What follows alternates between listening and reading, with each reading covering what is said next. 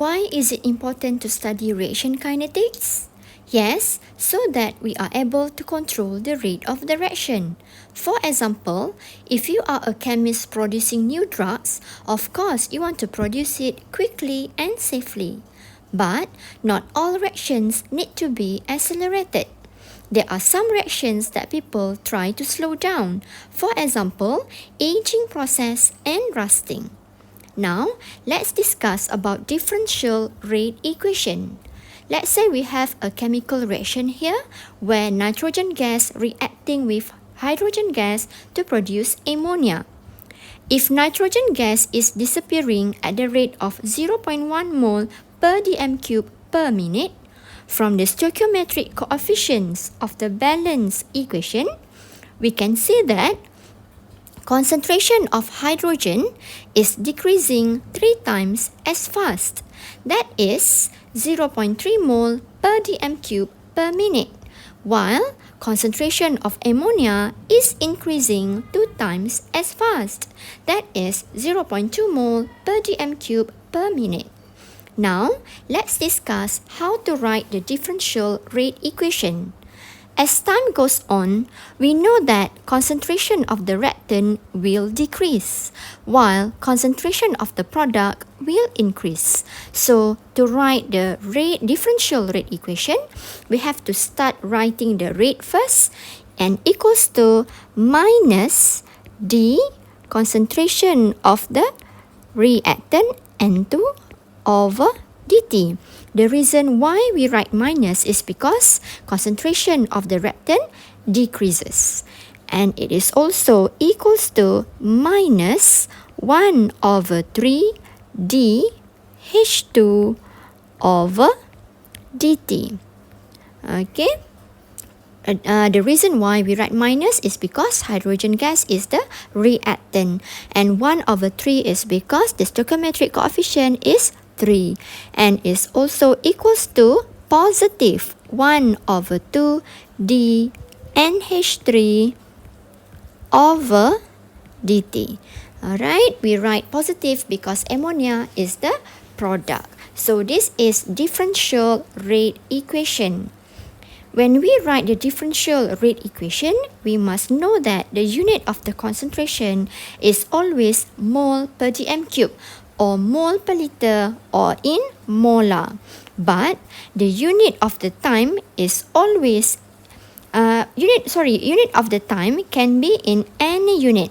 For example, seconds, minutes, hours, days, months, years, decades, and so on. Now let's try this example. For this reaction, write the differential rate equation. So remember, we need to write rate first. Rate is equals to minus 1 over 2 d N2 or 5 over dt and is equals to positive 1 over 4 d NO2 over dt and is equals to positive rate of oxygen gas. Okay, and then during the reaction, N2O5 is reacting at the rate of 0.024 molar per second. The question, calculate the rate of formation of NO2. So, to do question B Roman 1, okay, the question gives us information about N2O5, but the question is asking about NO2. So we have to write the relationship between the two species.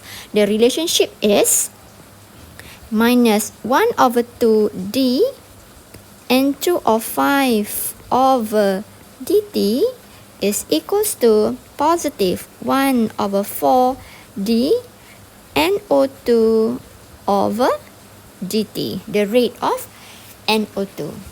Then, since now given is 0.024, meaning that 0.024 is the value of d N2O5 over dt. So, we can write 1 over 2 times 0.024, and this 4 here we can bring it up, so it becomes times 4 and is equals to 4 divided with 2 is 2 times 0.024, so we can get 0.048 molar per second.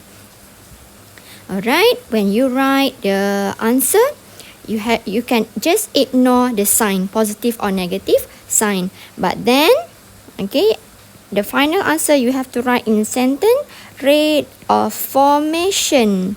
Okay, rate of formation of NO2 is 0.048 molar per second.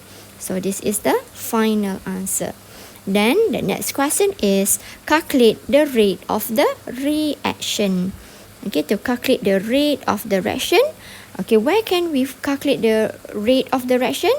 We can see from the differential rate equation. We have the word rate there. Okay, now concentrate. The rate of N2O5 is given. And then also the rate of NO2 we already found out, that is 0.048 molar per second. So to calculate the rate, it's either we relate with N2O5 or we can relate with NO2, because these two we know the value. Okay, so let's say I relate with N2O5, so I can write rate is equals to negative 1/2 d N2O5 over dt. So rate is equals to half of 0.024. So the rate of the reaction